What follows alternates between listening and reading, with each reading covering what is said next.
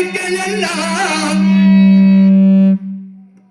இங்கு எனக்கு எல்லாம் நீதான் என விளக்கு நிதி என்றால்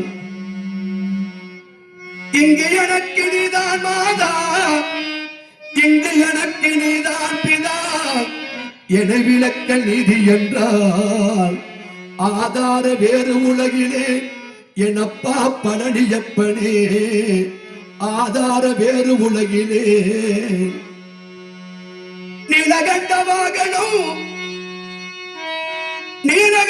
வாகனம் விகற்புதம் கிரீடம் லோடரத்ன பிராபாபிராம சண்முகம் சண்முகனே சண்முக பிரியனே.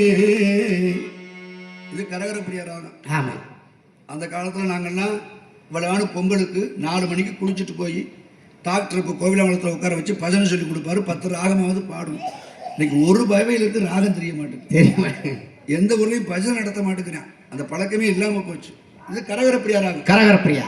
தீர்க்க மருந்தன வைத்தாய் தீர்க்க மனத்தெளிந்து பாவி மணக்கணையே பாவி மணக்கணையே யாருடைய நான் கெடுத்தேன் யாருக்கு துணை போனேன் ஐயோ பாவி உடம்பு ஏனெடுத்தேன் பராபரமே பாவி உடம்பு ஏனெடுத்தேன் பராபரமே பராபரமே ஏது செய்வேன் இப்பிறப்பு ஏனெடுத்தேன் சிவமே இப்பிறப்பு ஏனெடுத்தேன் சிவமே.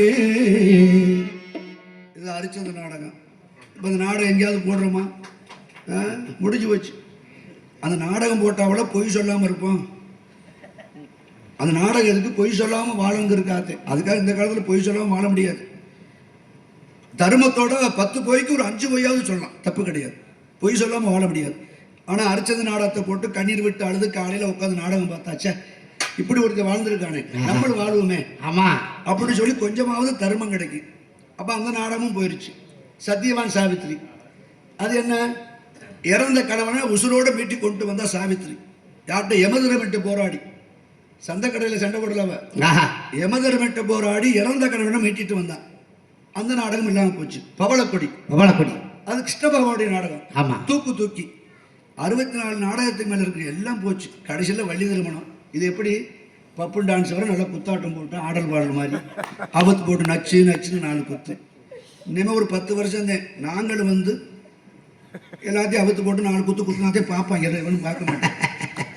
அதுமே வரக்கூடிய காலத்துலாம் பப்பனுக்கு டான்ஸு, ஆமா, வள்ளிக்கு முருகன் சோடி சோடியா கூப்பிட்டு வராங்க. இனிமே நாரதருக்கு மொத்தம் புராண பிரகாரம் 52 பொண்டாட்டி. தெரியாதா? அப்ப அடுத்த நாடகத்துல எங்களுக்கு 2 பொம்பளை பிள்ளை கூப்பிட்டு வந்து எங்க பொண்டாட்டி மாதிரி ஆட விட்டோம்னா கொஞ்சம் நல்லா இருக்கு. அப்ப அது ஒரு 1 மணி நேரம் ஓடும். எப்படி இப்படி பொழுது ஓட்டணும். அவ்வளவு கருத்தை எவன் கேட்க போறேன்? இல்ல. விடிய விடிய உட்கார வச்சு பெத்த பிள்ளைக்கு தகப்பன் சொன்னாலும் பிள்ளை கேட்க போறானா? கிடையாது. பெத்த மகளுக்காக உழைத்து ஒரு பெண்ணாகப்பட்டவள் வெள்ளரிக்காய் வித்து கொழியாப்பழ வித்து பெத்த மகளுக்கு 50 வேணாக போடுறான். அந்த பொம்பளை பிள்ளை கேட்குதா? தம்பட்ட மாட மாடி மாடி செல்ல வச்சுட்டு சுத்த ஆரம்பிச்சிருச்சு. அப்ப தகப்பன் சொல்லாத கேட்காத உலகம், தாய் சொல்லாத கேட்காத இந்த உலகத்தில் மேடை ஓட்டி எங்களுக்கு சாப்பாடை போட்டு சம்பளத்தை கொடுத்து நீங்க எல்லாம் கேட்கறீங்கன்னா முதல் தெய்வம் நீங்க தான், வேற யாரும் கிடையாது. ஆமா, அதே உண்மை. 10 பேராவது உட்காந்து பாக்குறீங்க பத்தியா, ரொம்ப சந்தோஷம். ஆமா, ஆனா என்ன நாடகத்துக்கு போய் 3 வருஷம் ஆச்சு. நாடகத்துக்கு போய் 3 வருஷம் வேணாண்டு விட்டாச்சு. காரணம் மலேசியாவுக்கு நான் போய் கும்பாபிஷேகத்துக்கு போயிட்டு வரேன். மலேசியாவில் உள்ள தமிழர்கள் பார்த்து கேட்குறேன், யூடியூப்பை பார்த்து, என்னடா தமிழ் உலகம் தமிழ் உலகம்னு சொல்கிறீங்க, வழிதிரும நாடகங்கிற பேரில் என்னமோ கொச்சையாக பேசுகிறீங்க, அசிங்கமாக ஆடுறாங்க, வெக்கமா இல்லையா அப்படின்னு ஒருத்தன் கேட்டேன். அன்னைக்கு நாடக விவசத்தை போட்டு 3 வருஷம் நாடகத்துக்கு நம்ம ஓட உலகமெல்லாம் அந்த நாடகத்தை பார்த்துக்கிட்டு இருக்கு. நம்ம தமிழ் சமுதாயம் கருத்துக்களை கேட்டுக்கிட்டு இருக்காங்க. உள்ள யூடியூப் வந்துடுச்சு, என்ன செஞ்சாலும் எடுத்து போட்டு விட்டுறான்.